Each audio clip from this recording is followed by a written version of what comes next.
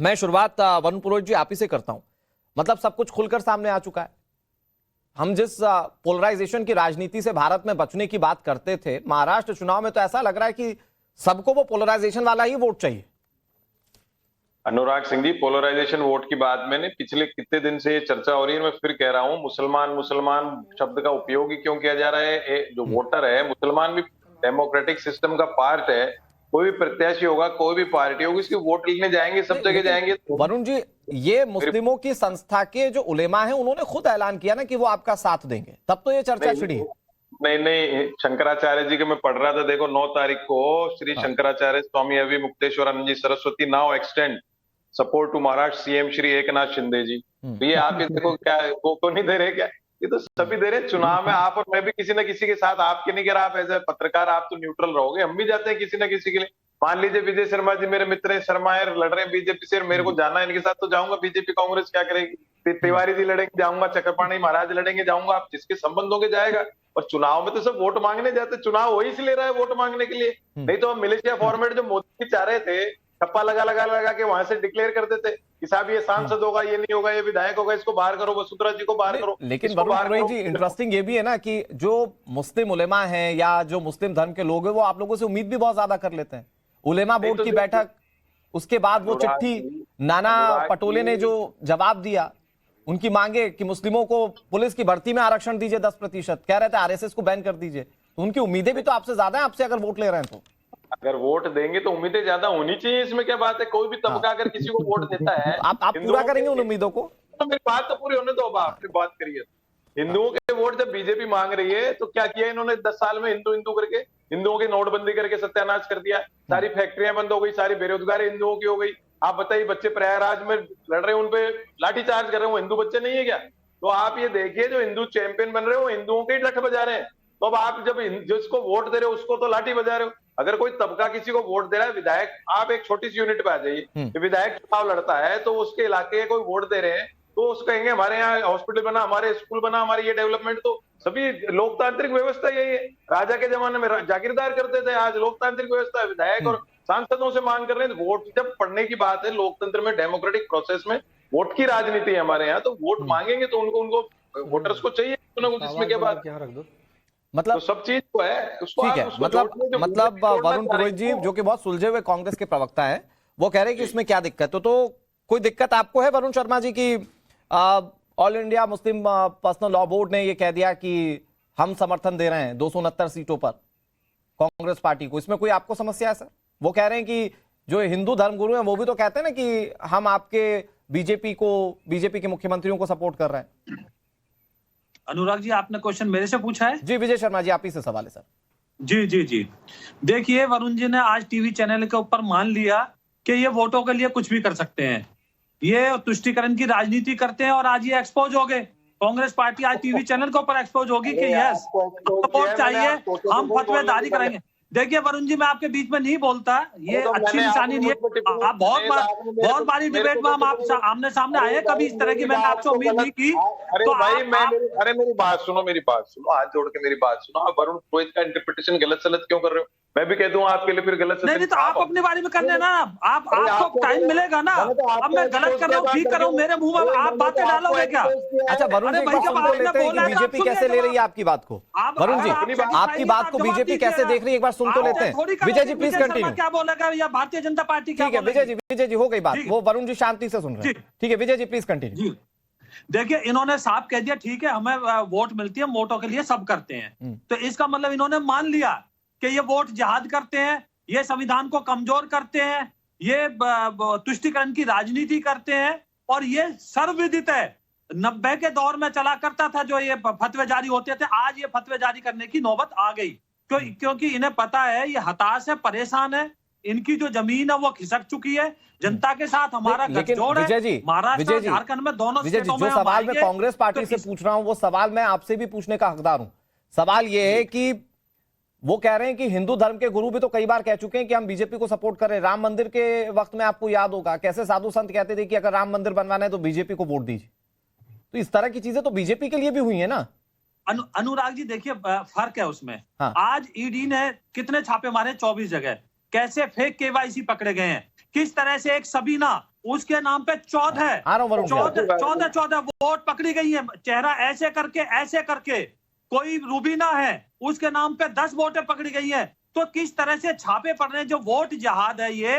और प्रधानमंत्री देश के, जो उस टाइम के मनमोहन सिंह, वो कहते हैं कि देश के संसाधनों पे मुस्लिमों का हक होगा, किस तरह से धर्म के आधार पर आरक्षण देने की बातें करते हैं। हमारे को दिक्कत यहाँ है। आप संविधान के अंदर बात कीजिए ना, जैसे हम करते हैं, सबका साथ, सबका विकास, सबका विश्वास।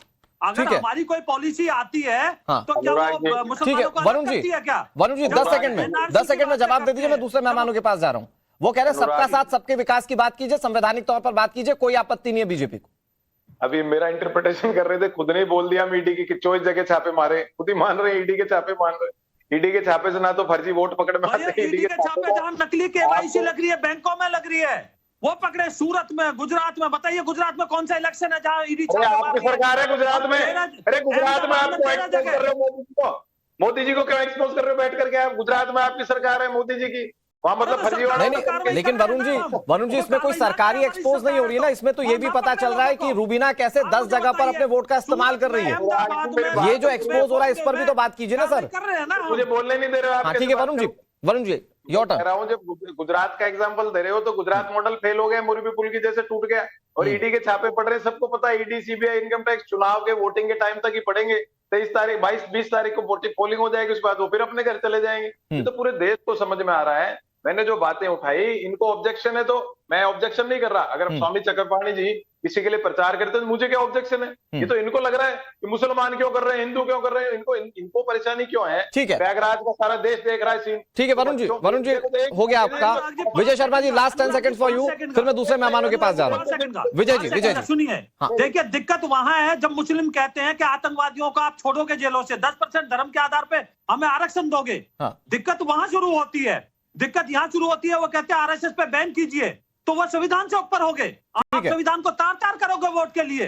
दिक्कत यहाँ शुरू होती है। लेकिन उसमें भी इंटरेस्टिंग क्या है कि वो 17 मांगे जो थी उलेमा बोर्ड की, उस पर ना वरुण पुरोहित कुछ बोलेंगे, ना कांग्रेस पार्टी का आलाकमान कुछ बोलेगा। हाँ, नाना पटोले की चिट्ठी जरूर आ गई थी कि अभियान में आप हमारा साथ दीजिए, उस पर भी फिर बाद में गोल गोल सारी बातें जवाबों के तौर पर घुमाई जाती रही। लेकिन ठीक है, खैर उस बात को अलग तरीके से देखते हैं। मैं अतीकुर रहमान जी आपके पास आता हूं। ये जो नोमानी साहब हो गए, उलेमा बोर्ड के जो अध्यक्ष हो गए, ये जब कहते हैं कि हमारा वोट या हमारा समर्थन 269 सीटों पर मुस्लिमों का समर्थन आपके लिए, तो ऐसा होता है क्या कि पूरा का पूरा वोट चला जाए किसी एक पर्टिकुलर पार्टी को? मतलब फिर उसके बाद क्या मुस्लिम वोटर जो है वो स्थानीय स्तर पर विधायक, अपना सांसद, नेता नहीं देखता क्या? क्या ये उलेमाओं की बात को सुनकर ही वोट दिया जाता है क्या? नहीं, कभी भी नहीं। उलेमाओं की बात सुनकर हम कोई वोट नहीं डालते हैं। और अगर ऐसा कोई कहता है कि भाई उलेमा डिक्टेट कर रहे हैं अपने टर्म्स को, तो आपको ये समझना चाहिए अनुराग जी के मुसलमानों को क्या आप अंधा समझ रहे हैं, बहरा समझ रहे हैं? उनके पास अपनी कोई सूझबूझ नहीं है।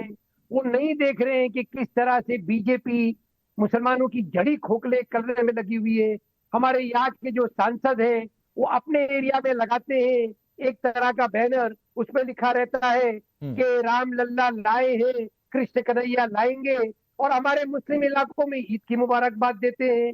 तो ये जो वोट की राजनीति है, मुसलमान देख रहा है, समझ रहा है, उसको आप इस तरह से अंडरमाइन नहीं करिए कि सिर्फ उलेमा डिक्टेट कर रहे हैं। हाँ, उलेमा ने जो अपना एक मुहिम छेड़ी है, क्योंकि ये वक्फ बोर्ड का मामला आया, उनको भी बेचैनी हुई, इतना ज्यादा प्रचार हुआ अनुराग जी, इतना नेगेटिव उसके ऊपर नैरेटिव बनाए गए कि मुसलमान कब्जा कर रहे हैं, मुसलमान कब्जा कर रहे हैं। अब बताइए ऐसे हालात में आप क्या उम्मीद कर रहे हैं कि उलेमा बैठे रहेंगे हाथ पे हाथ रखकर? उनको नहीं इस चीज की परवाह है कि जो जिस जमीन पर आज बैठे हुए हैं उस पर कर बीजेपी जो है ना दावा करने वाली है, वहां पर उन लोगों को जबरदस्ती छेड़ा जा रहा है कि भाई नहीं आपकी जमीन नहीं है। जबरदस्ती के एक नैरेटिव तैयार करना, कौन सा ऐसा दिन गुजरा है पिछले 10 सालों में जहां पर मुसलमानों को सुबह और शाम डेमोनाइज ना किया हो मीडिया चैनल के? तो मतलब आप कहना चाह रहे हैं, मुझे बता अच्छा मैं ये पूछ रहा हूं अतीकुर रहमान जी, मतलब आप ये कहना चाह रहे हैं कि अगर उलेमा साहब ये कहते हैं, नोमानी साहब अगर ये कहते हैं कि मुस्लिम जो है वो अगर महाविकास अघाड़ी का साथ देगा, मैं समझ गया कि वोटर अपना विवेक इस्तेमाल करेगा, लेकिन आप ये बात तो मानेंगे कि वो कम से कम उसकी नुमाइंदगी करते हुए ये बताने की कोशिश कर रहे हैं कि हम इस तरफ है पर्टिकुलर, मतलब वो एकजुट करने की कोशिश कर रहे हैं। मैं अगर से एक लाइन में सवाल पूछूं तो इसी प्लेटफॉर्म पे मैं पहले कह चुका हूं, हाँ। आपके दूसरे हमारे जो एंकर भाई हैं उनको, हाँ। कि हमारे जो 17 डिमांड उलेमा साहब ने किए हैं वो मासूम लोग हैं, उन लोगों को ये डिमांड वापस लेना चाहिए without any conditions. Uddhav ji Thackeray को मुसलमान सपोर्ट करें, हमारा ठीक है। मकसद सिर्फ और सिर्फ बीजेपी को हराना होना चाहिए, क्योंकि लेकिन देश बचेगा, बाला साहेब ठाकरे की संविधान आइडियोलॉजी बचेगा, पर चलने वाली मुसलमान बचेगा। युवाटा भी है। किशोर तिवारी बैठे हैं उसी युवाटा से, उद्धव बाला साहब ठाकरे की पार्टी से। तो बाला साहेब ठाकरे के जो आइडियोलॉजीज थे वो मुस्लिमों के लिए कैसे थे वो बयानों में झलकता रहा है, उसके बावजूद आप कह रहे हैं कि बिना शर्त उद्धव ठाकरे को समर्थन दें। जी आप मुझसे पूछ रहे हैं? जी जी जी, एक लाइन में। वेरी गुड, वेरी गुड, बहुत अच्छा सवाल है अनुराग जी, और मैं बहुत इंतजार कर रहा था, एक बारी मुझे मौका मिला, ये दूसरा मौका है। हाँ। बाला साहेब ठाकरे जो हमारे महाराष्ट्र के हिंदू हृदय सम्राट थे, आज मुसलमानों ने ठाना है, और मैं कोई मुस्लिम डिमांड नहीं रख रहा हूं। देखिए 17 डिमांडों को मैं खारिज कर चुका हूं विदाउट एनी डिमांड। जो बाला साहेब ठाकरे हमारे हिंदू हृदय सम्राट के पीठ में छुरा भोंकने का काम बीजेपी ने किया है, आज मुसलमानों ने उसका बदला लेने की ठानी है। ये आप लिख के रख लीजिए हमारी बात। हम बगैर किसी कंडीशन के महाविकास आघाड़ी को सपोर्ट करने जा ठीक है रहे सर। हैं। उद्धव जी ठीक ठाकरे है साहब, को लेकिन